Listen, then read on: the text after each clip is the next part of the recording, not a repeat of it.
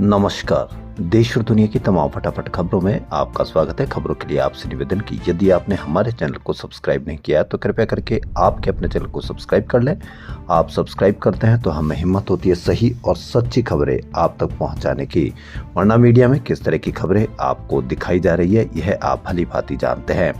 अरावली पर्वतमाला, जी हाँ, दुनिया की सबसे पुरानी पर्वतमालाओं में से एक अरावली पर्वतमाला मानी जाती है। तो सबसे पुरानी पर्वतमाला पर परिभाषा एक बदल दी गई। मीडिया पर उस पर सवाल पूछने के बजाय अरावली को ही दोषी साबित कर दिया गया है और अरावली को इस तरह से पेश किया जा रहा है कि यदि अरावली खत्म होगी या अरावली के कुछ पहाड़ खत्म होंगे तो ही आपका भविष्य सुधरेगा। यानी अब आप इसका अर्थ समझ लीजिए कि मीडिया आपको कितना क्या समझता है। हम इसके बारे में शब्द भी नहीं बोलेंगे, लेकिन मीडिया आपको डॉलर भी 62 रुपए पर था जब आप नुकसान बताता था और 90 रुपए के पार जाने पर आपको फायदा बताता है। ट्रंप के टैरिफ लगाए जाने पर भी मीडिया ने आपको फायदा बताया। प्रदूषण पर मीडिया ने बिल्कुल पल्ला झाड़ दिया कि ये तो हो ही नहीं सकता क्योंकि ये चाइना नहीं है। और इसी प्रकार जब अरावली पर कोई नई परिभाषा आई तो मीडिया ने साफ कह दिया कि अरावली नहीं रहेगी तो ही आपका प्रदूषण समाप्त होगा। तो इससे आप अंदाजा लगाकर अपना कमेंट अवश्य कीजिए कि मीडिया ने आपको क्या समझ रखा है। तो क्या आज की बड़ी खबरें।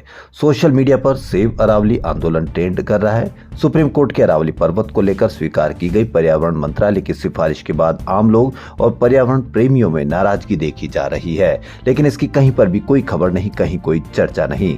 कई पर्यावरण संरक्षकों की तरफ से भी इसको लेकर प्रदर्शन भी किया जा रहा है।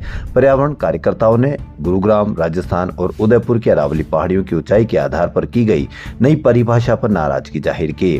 पर्यावरण कार्यकर्ताओं ने इसका विरोध जताते हुए कहा कि अरावली देश की सबसे पुरानी माउंटेन रेंज है। नए बदलाव से इस रेंज पारिस्थितिक संतुलन को लेकर बड़ा खतरा हो सकता है। प्रदर्शनकारी ने हाथ में बैनर और तख्तियां ले रखी थी। वहां पर अरावली बचाओ, भविष्य बचाओ और अरावली नहीं तो जीवन नहीं जैसे नारे गूंज रहे थे। राजस्थान के उदयपुर में वकीलों ने भी इसको लेकर विरोध जताया। अरावली नहीं तो जीवन नहीं, जबकि मीडिया आपको बता रहा है कि अरावली नहीं है तो ही आपका जीवन है। भारतीय रेल ने किराया बढ़ा दिया। साल में दूसरी बार यह किराया बढ़ाया गया है, लेकिन आपको मीडिया पर इसकी कहीं कोई चर्चा नहीं। मीडिया लग रहा है बांग्लादेश पर, क्योंकि बांग्लादेश में उसको अपना मुद्दा मिल गया है। दिन भर बांग्लादेश की एक एक पल की खबर सुनाएगा, लेकिन अरावली पर क्या खबर चल रही है इसकी कहीं पर भी कोई खबर देखने को नहीं मिलेगी। रेल का किराया बढ़ा दिया गया, इसकी भी कहीं कोई खबर देखने को नहीं मिलेगी। भारतीय रेलवे ने लंबी दूरी की यात्रा के लिए किराए में बढ़ोतरी की घोषणा की है। यह नया किराया 26 दिसंबर 2025 से लागू होगा। 215 किलोमीटर से ज्यादा का सफर करने वाले यात्रियों को अब हर किलोमीटर के लिए अतिरिक्त पैसे चुकाने होंगे। रेलवे का अनुमान है कि इस बदलाव से उसे सालाना 600 करोड़ रुपए की अतिरिक्त कमाई होगी। अतिरिक्त कमाई होने पर भी क्या आपको रिजर्वेशन कंफर्म मिल पाएगा? नहीं मिल पाएगा। होना यह चाहिए कि अगर किराया बढ़ाया जाता है तो कंफर्म टिकट मिलना चाहिए, वरना ये किराया बढ़ाना यानी आम आदमी पर बोझ ही साबित होगा। लेकिन कहीं पर भी कोई चर्चा नहीं। पाकिस्तान ने दूसरी बार अंडर 19 एशिया कप का खिताब जीत लिया। टीम ने रविवार को खेले गए फाइनल में भारत को 191 रन से हरा दिया। दुबई के आईसीसी एकेडमी में पाकिस्तान ने समीर मिन्हास की शानदार पारी के दम पर भारत के सामने 348 रन का बड़ा लक्ष्य रखा।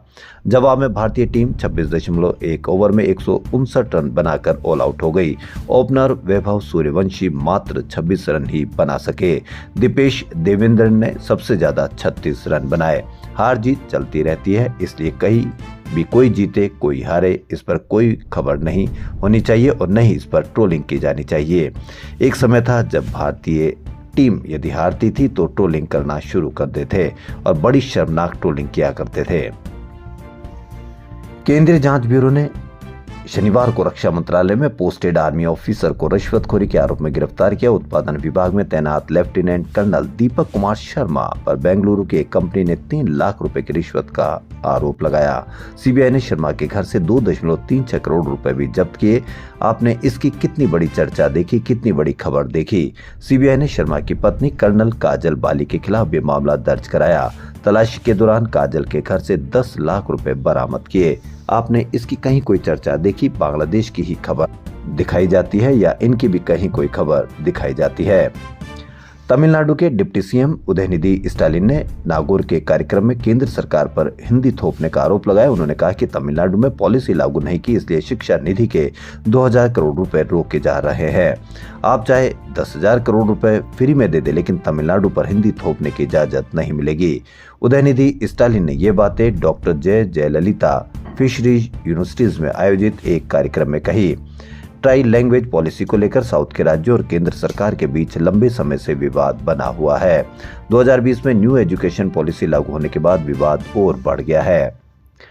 न्यूजीलैंड में लोकल लोगों ने सिख समुदाय की तरफ से निकाले जा रहे नगर कीर्तन का विरोध कर दिया। उन्होंने नगर कीर्तन का रास्ता रोक दिया। इसके बाद आगे खड़े होकर हाका प्रदर्शन किया।